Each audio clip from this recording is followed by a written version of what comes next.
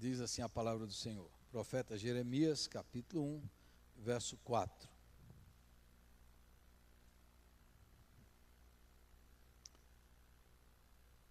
A mim me veio, pois, a palavra do Senhor, dizendo: antes que eu te formasse no ventre materno, eu te conheci. E antes que saísses da madre, te consagrei e te constituí profeta às nações. Então lhe disse eu: ah, Senhor Deus, eis que não sei falar, porque não passo de uma criança. Mas o Senhor me disse: não digas, não passo de uma criança, porque a todos a quem eu te enviar, irás, e tudo quanto eu te mandar, falarás. Não temas diante deles, porque eu sou contigo para te livrar, diz o Senhor.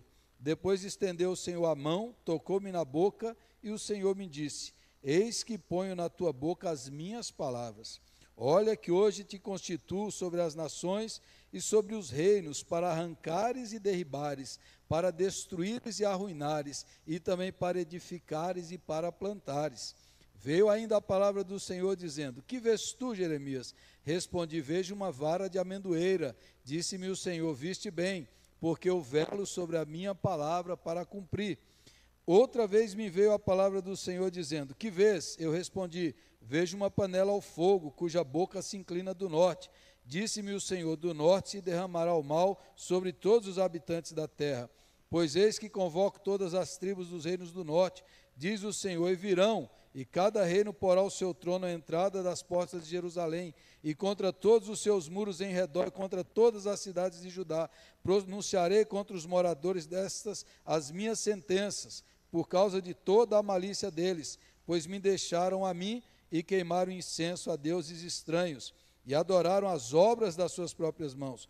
Tu, pois, cinges os lombos, dispõe-te e dize-lhes tudo quanto eu te mandar. Não te espantes diante deles, para que eu não te infunda espanto na sua presença.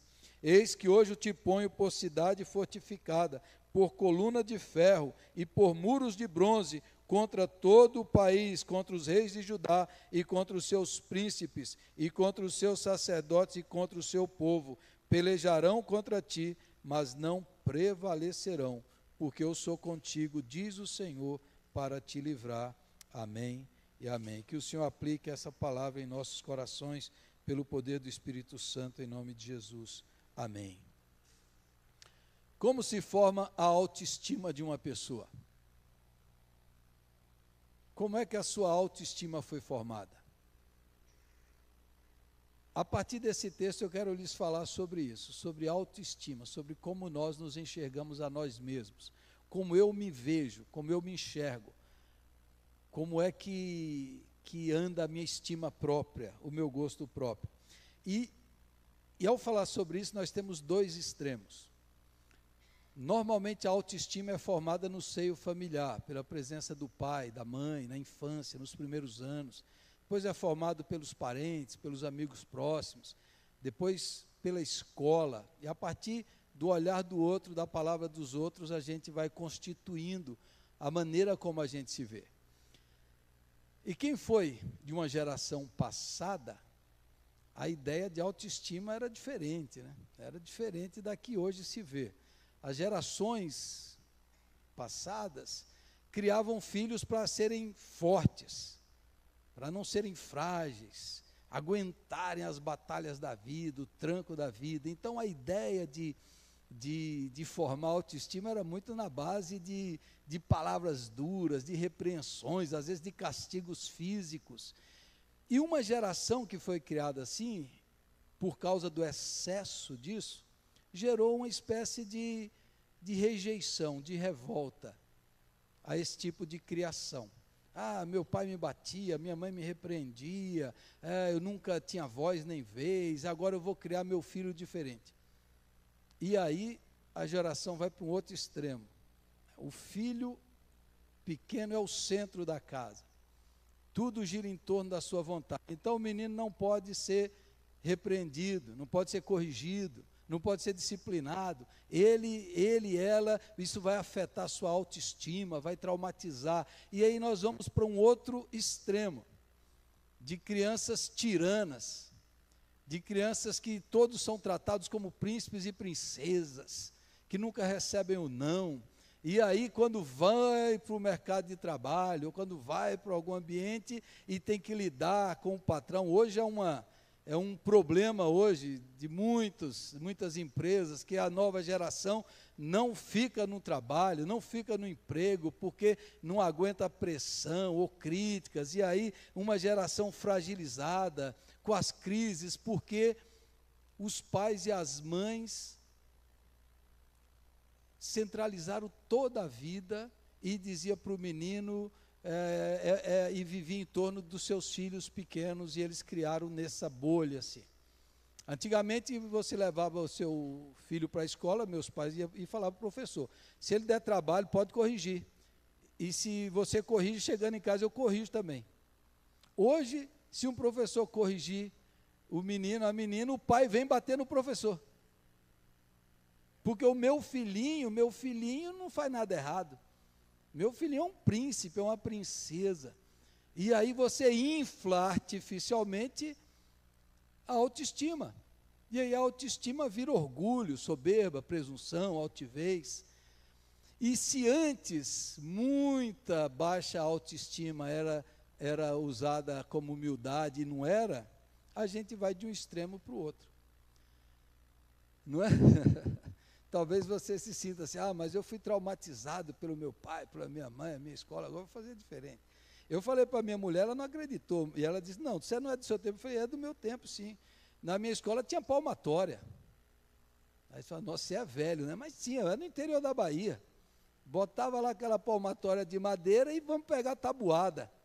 E aí botava lá 6 vezes tanto, vezes 5, errava, palmada. Era assim, hoje se fizer isso, você está preso, né? Você está preso, e a minha mulher não acredita, mas eu vivi isso, né?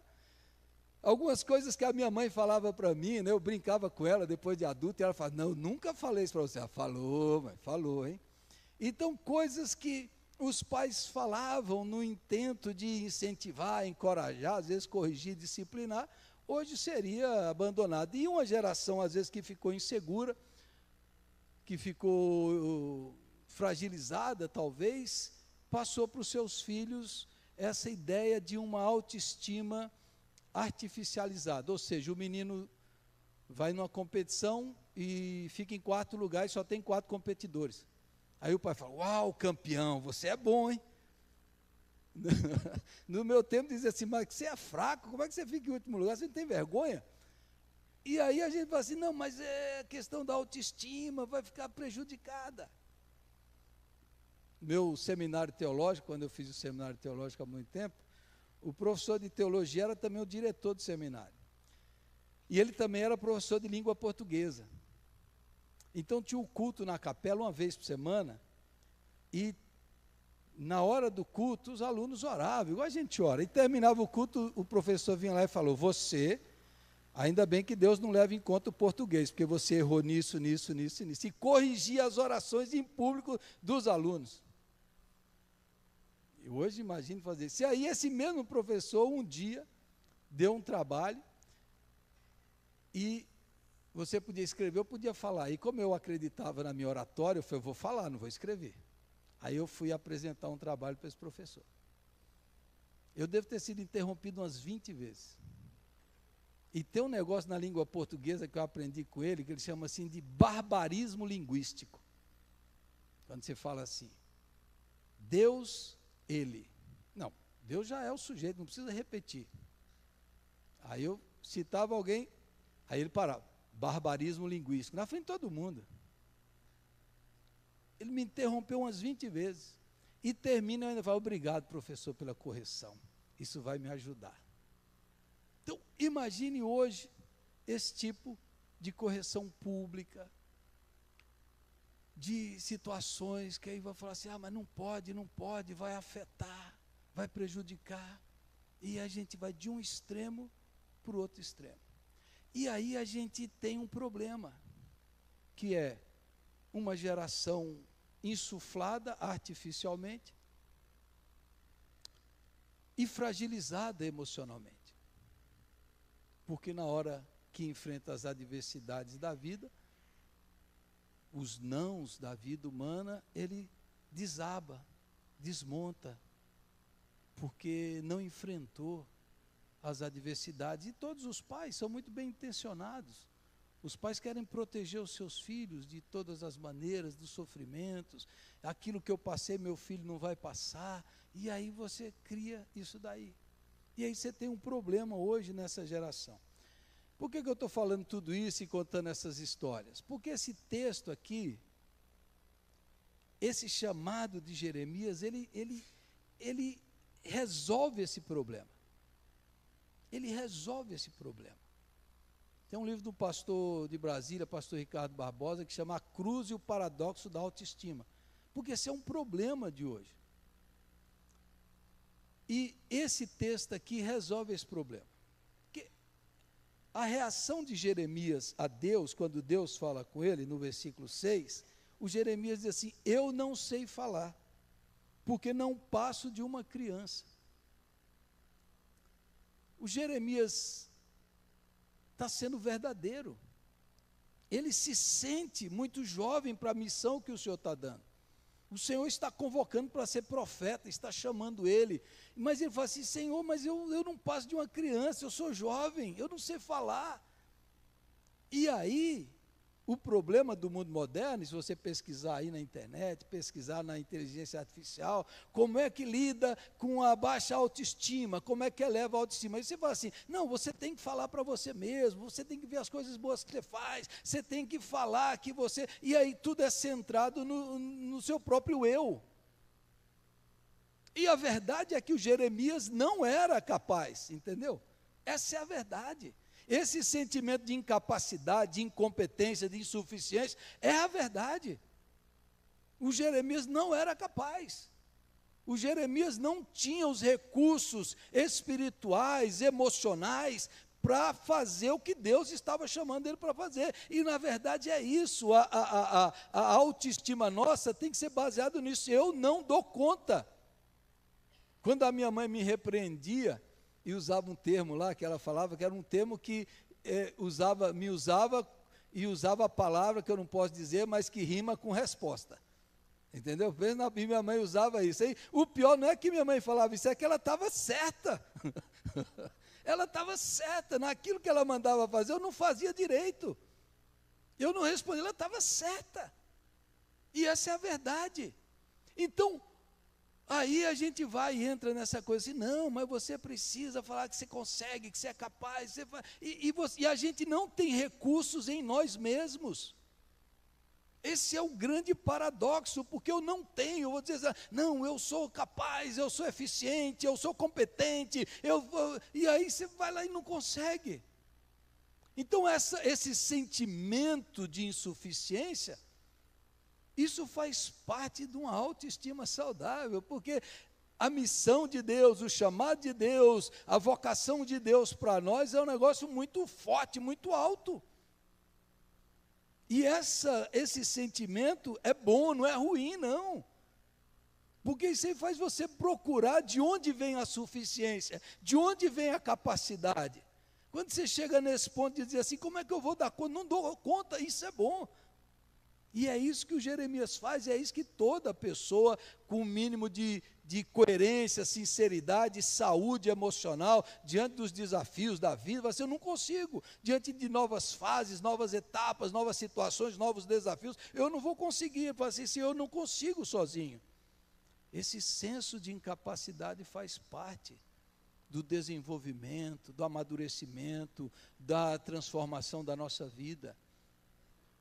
O Tolkien, que escreveu o livro Senhor dos Anéis, antes dele morrer, ele fez a família dele prometer que jamais os livros dele virariam filmes da Disney. O Tolkien odiava a Disney. E aí o C.S. Lewis também, porque a Disney infantilizava as crianças. Fazia as crianças criarem um mundo de fantasia.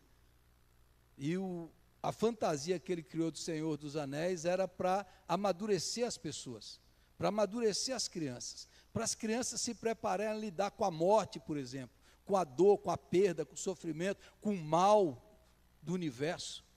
Então, essa ideia de, às vezes, criar um mundo de fantasia, de uma proteção artificial que não é verdadeira, que diz para o seu filho, sua filha, que ele é o melhor, que ele é isso, quando na verdade ele não é. Aí você fala, mas e aí que eu vou falar a verdade para o meu filho?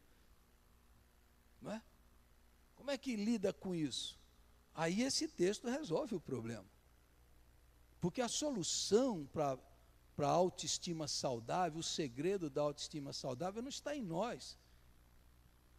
Está em Deus. Está no Senhor. Está em Jesus Cristo, está na sua cruz, está na sua graça, está na sua palavra, está nas suas promessas. Está nesse texto. Esse texto no versículo 5 é o texto que cura o senso de incapacidade. É o texto. Eu lembro quando um pastor chegou para mim e falou assim, Deus está te chamando para o ministério, você vai ser pastor. A primeira reação minha foi, eu? Jamais. Quem sou eu? Eu não sou capaz, eu não consigo. Essa sensação é boa, porque vai você buscar naquele que tem os recursos, naquele que capacita. E aí o texto aí no versículo 5, quando a palavra do Senhor veio a Jeremias, e a solução para mim está nesses 3 verbos desse versículo 5, para você ter uma autoestima saudável, não orgulhoso, nem se autocomiserando, mas saudável, sem se colocar acima nem abaixo, mas saudável. Esse verso tem a solução. Aí Deus diz para Jeremias, 3 verbos. Antes que eu te formasse no ventre, eu te conheci. E antes que saísse da madre, eu te consagrei e te constituí. Te conheci, te consagrei, te constituí profeta. 3 verbos. Deus diz para Jeremias, olha Jeremias, antes de você nascer, eu planejei você. Eu conheci você. Antes de você nascer nesse mundo, a sua vida já foi planejada por Deus. Isso aqui para mim é a cura da minha autoestima. Esse texto aqui curou a minha autoestima. Me capacitou para o ministério pastoral. Me deu ousadia, intrepidez, saúde mental, saúde espiritual. Porque não está em mim. Não adianta eu ficar na frente do espelho e ficar falando, eu sou bonito, eu sou elegante, eu sou charmoso, eu sou o cara. E aí o espelho vai dizer, não é. Você entendeu? Você vai ficar com isso, enchendo, não é, não, eu não sou capaz, Senhor. Eu não consigo. Eu sou incompetente, eu sou insuficiente, eu sou precário. Mas o texto bíblico diz que Deus diz para Jeremias, eu conheci, eu planejei, eu criei você. Você foi conhecido por Deus, foi planejado por Deus, a sua vida não é um acaso, não é um erro, a sua vida não foi um problema, a sua vida foi planejada pelo Criador, pelo soberano Deus, pelo eterno Deus, por aquele que conhece tudo, e Ele criou você. E Ele planejou você, e Ele conheceu você antes de você nascer. Você fala assim, mas isso serve para mim? Serve. Porque todos nós somos chamados para servi-lo. Nas várias áreas dos ministérios, todos nós somos convocados por Deus. E Deus diz, se você está aqui, se você existe, se você é gente, é porque Deus te conheceu e te planejou. Seu pai e sua mãe podem ter te rejeitado, podem ter te abandonado, podem ter doado você, mas o Deus eterno não te rejeitou, louvado seja o nome do Senhor. O versículo preferido do nosso querido seminarista, agora pastor, o Júlio, que foi fruto de um estupro, o pai que estuprou a filha, e ele nasceu desse estupro, e o versículo dele era, ainda que meu pai e minha mãe me abandonem, me rejeitem, o Senhor não me rejeitará. E um homem de Deus, uma história dessa, você entende o que cura a pessoa? Meu filho, minha filha, não importa se você tem altas ou poucas habilidades, se você é um sucesso, o importante é que Deus planejou você, criou você, e te conhece, e te fez. É isso que importa. Não importa, Jeremias, o mundo vai ficar contra você, mas Deus está com você. Aí o segundo verbo, eu te conheci e te consagrei. Consagrar é separar, é entregar para Deus. Eu te consagrei, eu te separei, Jeremias. Você foi separado para mim. O Deus eterno separou você, tirou você aí e colocou você meu. Eu te chamei pelo nome. Você foi separado para me servir, me adorar, me conhecer e ser meu povo, parte da minha família, da minha igreja. Eu, o Senhor, separei você. Você pode ter rejeitado, você pode dizer, mas Deus separou você para Ele, para se relacionar com Ele, para ter comunhão com Ele, para ser chamado de seu filho, para conhecer a Deus intimamente, para ter um relacionamento de intimidade com o Senhor. Eu te consagrei, eu te separei para mim, para o Deus eterno, para você ser o meu filho. Você lembra na infância, quando ia jogar futebol lá na rua, e aí eu sempre ficava com dó, né, porque eu era mais ou menos bom de bola, né, mas na hora de dividir o time, sempre sobrava aqueles pernas de pau, dava uma dó dele, não, aí eu disse, não, você vai ser zagueiro, aí tinha uns que era tão ruim, você vai ser goleiro, aí sempre sobrava, não, vai para qualquer lado. Eu falei, coitado, a autoestima desse está em terapia até hoje, né? A ideia é, Deus me separou, Deus me criou para ser dele, para viver para Ele, para conhecê-lo, para amá-lo, para obedecê-lo, para adorá-lo. Deus me separou, Deus me consagrou para si mesmo, louvado seja Deus. Não importa as rejeições dessa terra, o Jeremias vai sofrer muitas, mas Deus o separou. E terceiro verbo, eu te constituí. Eugene Peterson traduz isso como, eu te dei às nações. Eu te constituí para as nações. Deus, esse é o verbo de Deus, esse é o verbo do reino. A nossa vida é um presente para os outros. Eu vou te constituir, você vai servir, você vai ser bênção, você vai ser presente para a sua família, para a sua igreja, para os seus amigos. Eu te dou, eu te dei. Os dons que vão estar com você é para você dar, servir, repartir para o outro. Eu te dei aos outros. Esse é o verbo do reino de Deus, porque Deus amou o mundo de tal maneira que deu o seu Filho, porque Deus dá, doa, entrega, e a nossa vida é um presente. Você foi feito não para si mesmo. A árvore que dá o seu fruto, ela não dá fruto para si mesma, o fruto é para os outros. E nós somos constituídos por Deus para servir, amar, abençoar, dar a nossa vida pelos outros. Ninguém tem maior amor do que esse, de dar a sua vida pelos seus amigos. Então isso daí dá um sentido. De onde eu vim, para que eu estou aqui? Eu vim de Deus, para que eu estou aqui? Para conhecer a Deus. E qual é o propósito da sua vida? Mostrar o Deus doador, generoso, bondoso, repartir aquilo que Deus fez, eu vou repartir com os outros. A minha vida é para ser doada, não para ser economizada, não para ser uma vida mesquinha. Deus me deu para doar, se entregar, servir. Deus deu Jeremias para as nações. Você quer autoestima boa? Comece a servir, comece a ajudar, comece a doar, comece a repartir, comece a fazer o bem. Comece a socorrer o que precisa, comece a ajudar o necessitado, comece a testemunhar do Evangelho, comece a fazer da sua vida algo de bom para os outros.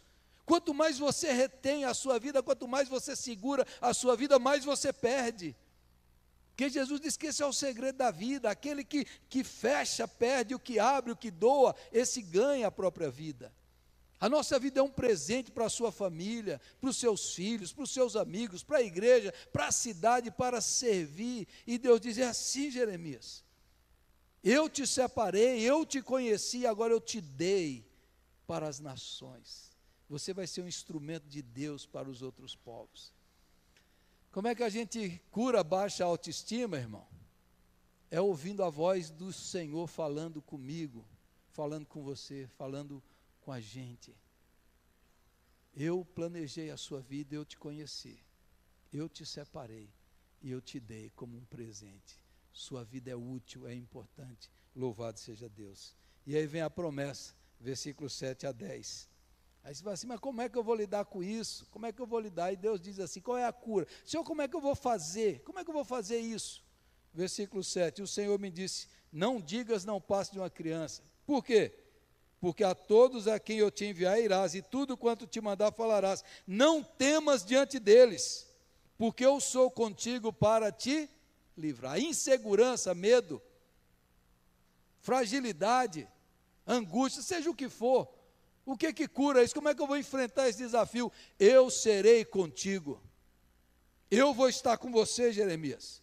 Eu vou te acompanhar por onde você for.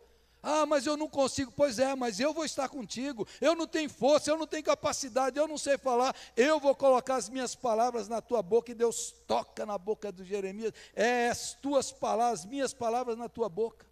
Como é que eu vou fazer isso? Deus vai te capacitar, Deus vai te sustentar, Deus vai te dar habilidade, competência, aquilo que Ele chama para você fazer, Ele mesmo vai fazer em você. É simples assim, é simples. Então, se é dentro da vontade de Deus, se é uma missão difícil, seja o que for, Deus estará com você. Não temas, porque eu sou contigo, e Ele tocou na minha boca e colocou as suas palavras na minha boca. Louvado seja Deus. Como é que eu vou fazer isso? Deus vai estar com você. Como é que eu vou lidar com o não, com a dificuldade, com a rejeição, com a crítica? Como é que eu vou lidar com isso? Deus está comigo. As pessoas vão contrariar você, Jeremias vão vir contra você. Deus está comigo. E aí Deus dá uma visão para Jeremias, no versículo 11. A visão da vara de amendoeira e a visão da panela ao fogo. Aqui tem detalhe importante aqui.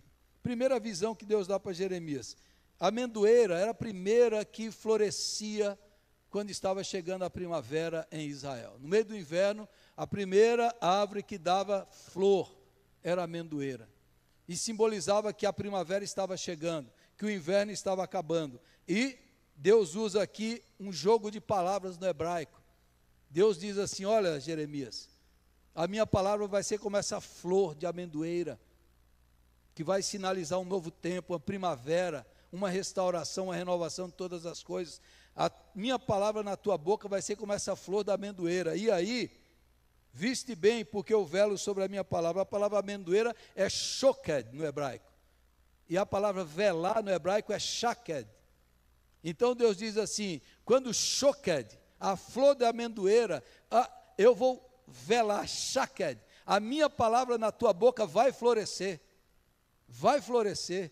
Toda vez que você olhar para a amendoeira, igual o vulcão ali, vai olhar, você vai lembrar, a palavra de Deus na tua boca vai ser poderosa, ela vai trazer vida, ela vai florescer, ela vai sinalizar um novo tempo, uma nova história. Pode falar, Jeremias, eu velo, a palavra que sai da sua boca vai ser a minha palavra, eu velo por ela, eu cuido dela, como essa flor que brota no meio do inverno, sinalizando um novo tempo, assim vai ser a sua palavra. Então fale a minha palavra.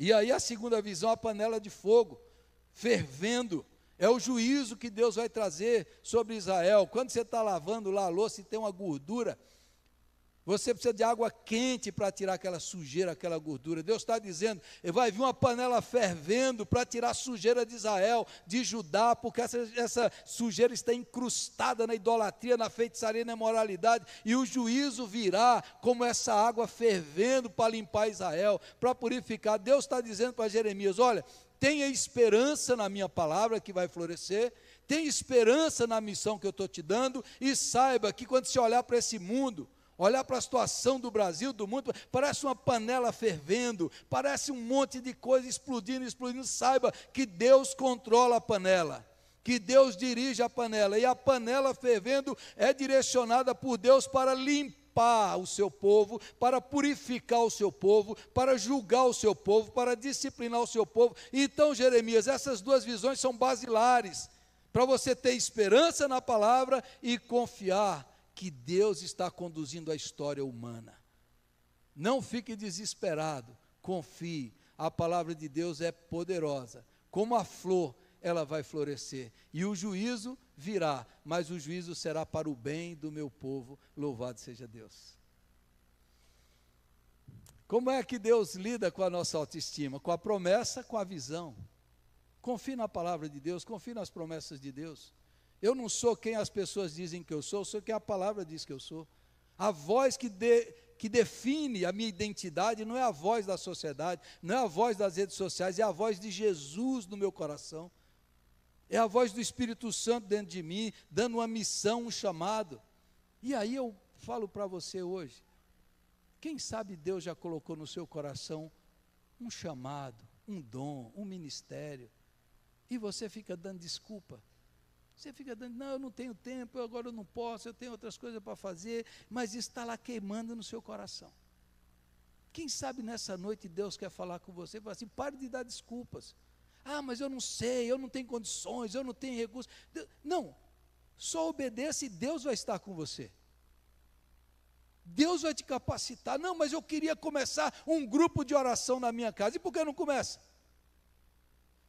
Eu queria evangelizar meus vizinhos, mas eu não estou tendo. Por que você não faz isso? Ah, eu queria me envolver no ministério de ação social, eu queria ajudar os pobres, eu queria visitar os asilos, os doentes, os idosos. Por que você não faz? Não, mas é que eu não tenho tempo. Deus vai te capacitar. Você quer se sentir bem, útil? Você quer olhar para você? Deixe o Espírito Santo usar a sua vida. Deixe Deus capacitar você. Se disponha, diga sim, Senhor. Eu vou fazer o que o Senhor está mandando e vou parar de dar desculpas. Aquilo que o Senhor mandou, eu vou fazer. Você quer se sentir bem com a vida? Não é se fechando lá no seu quarto. Não é você se levantando e dizer, Deus, o que o Senhor quer da minha vida? O que o Senhor quer que eu faça? Quem que o Senhor quer que eu sirva? A quem que eu vou repartir? A quem que eu vou dar? A quem que eu vou fazer o bem? A quem que eu vou anunciar a tua palavra? O que que te impede?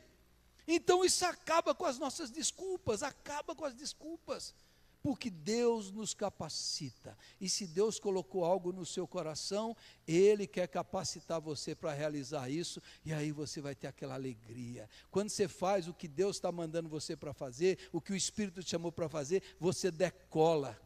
Você decola, não é peso, não é fardo, você flui, você voa, você faz.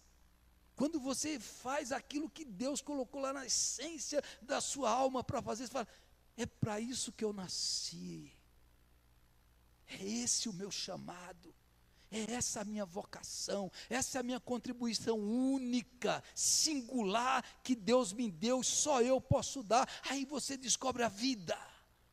Aí você descobre a alegria, a paixão, a disposição, o ânimo. Agora, enquanto você fala assim, eu queria, é porque você não quer. Você não quer, mas não, você tomou um compromisso e falou assim, eu vou fazer, Senhor. O Senhor está colocando no meu coração, eu vou fazer. Deus vai te capacitar para fazer.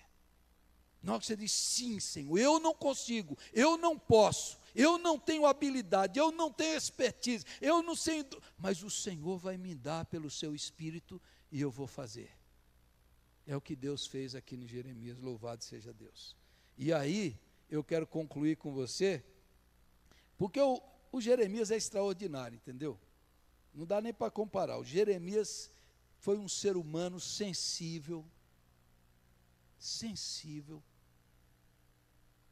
lágrimas, mas ele viveu numa época, tão difícil, um povo tão duro, ele pregava e o povo rejeitava, zombava, prendia, batia.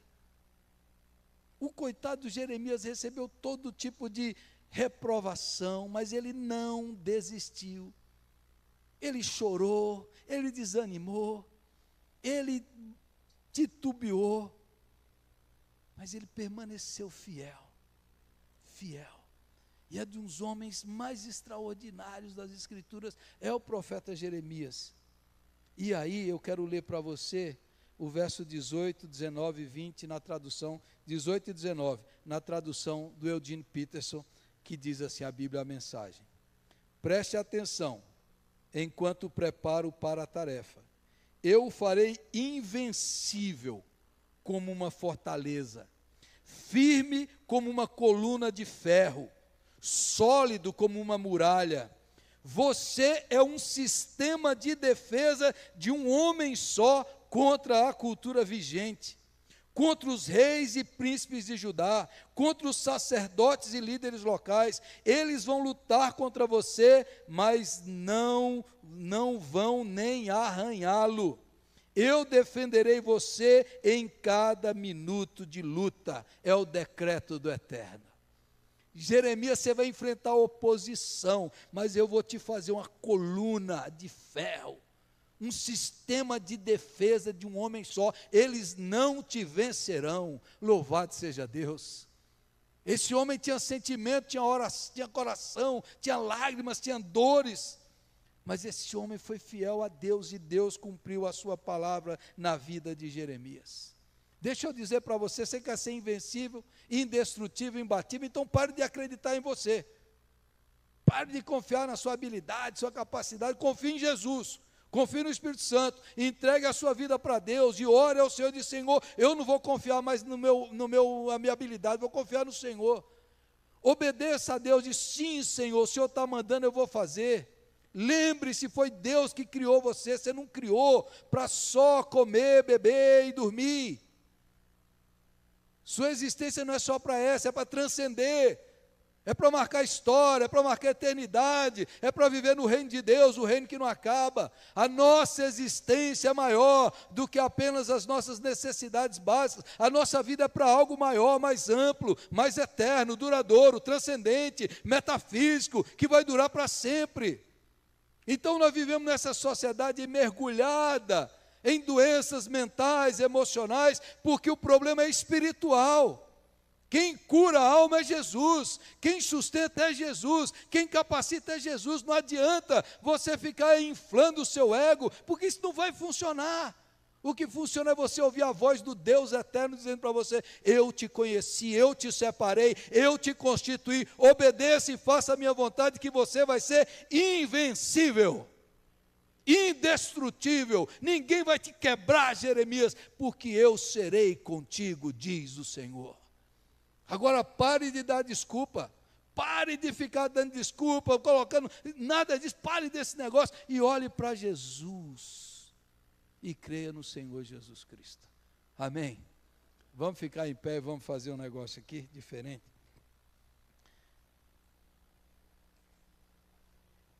Você vai fazer a conclusão dessa mensagem comigo, entendeu? Talvez o homem que melhor expresse isso, além de Jeremias, é Moisés. Moisés teve 3 etapas na vida dele. Primeira etapa dele como príncipe do Egito, criado pela filha do faraó, no palácio do faraó, o homem mais poderoso, mais rico, maior potência do tempo dele. 40 anos Moisés ficou lá dentro. E Moisés, depois dessa primeira fase da vida, o Moisés se levanta e se identifica com o seu povo, o povo de Israel. E o Moisés quer fazer uma revolução, defendendo o seu povo contra o Egito, contra o faraó. E o Moisés fracassa.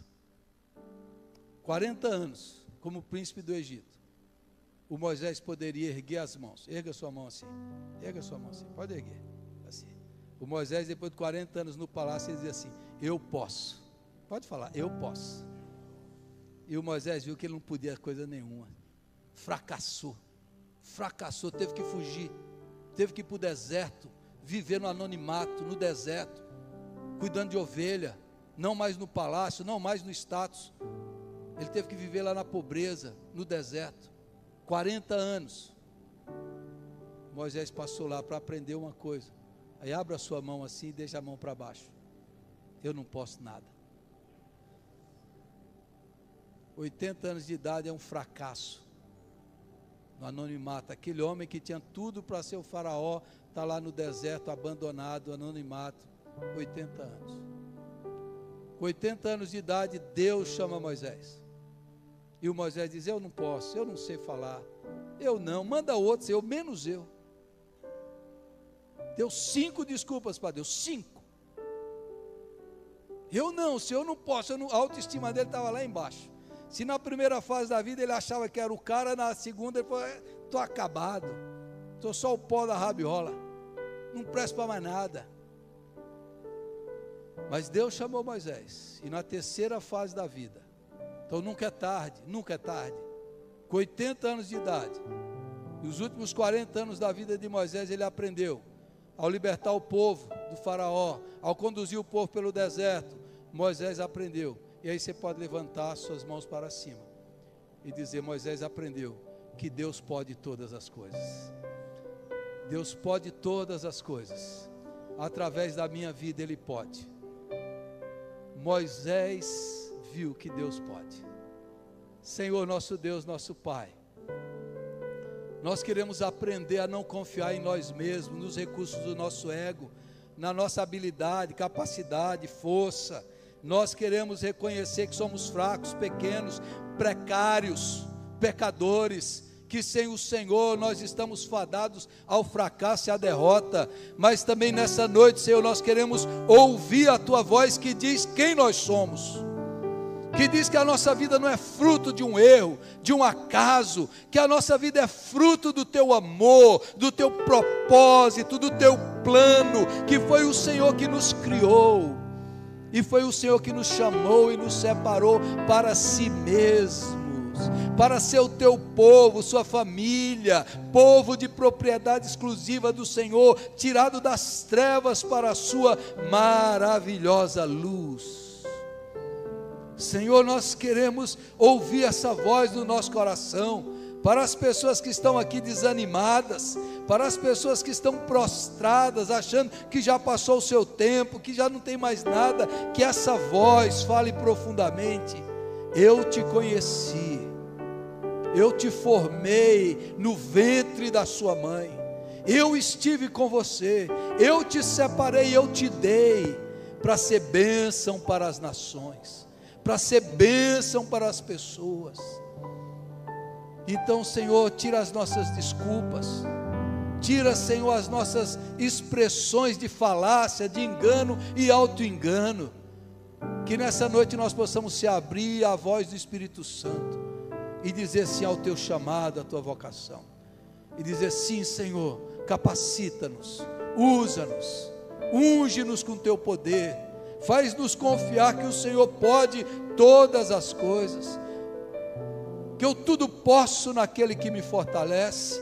Aqueles que estão fracos aqui, que estão se sentindo idosos, cansados, renova as forças, renova o vigor, que essa voz ponha de pé cada um aqui, e que o Senhor aqui restaure dons, ministérios, vocações, chamados, serviços, manifestações da Tua graça, que o Teu Espírito capacite aqui, ó Deus, e tire as fragilidades, tire, ó Deus, aquela autocomiseração, aquele sentimento de inferioridade, aquele sentimento, ó Deus, de autodesprezo, aquele sentimento, ó Deus, que tudo isso seja curado pela voz do Senhor que diz: eu serei contigo, ninguém te vencerá, eu te protegerei, eu te sustentarei, eu te capacitarei. Aleluia, louvado seja o Teu nome, Senhor, porque o Senhor adestra as nossas mãos, o Senhor nos faz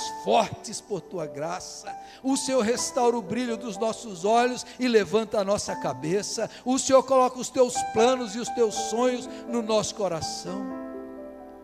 Que nessa noite aqui o Senhor esteja curando pessoas que sofreram rejeições, decepções, pessoas que foram abandonadas, traídas, que estão se sentindo, ó Deus, solitárias, que a voz do Espírito fale profundamente na alma de cada um aqui.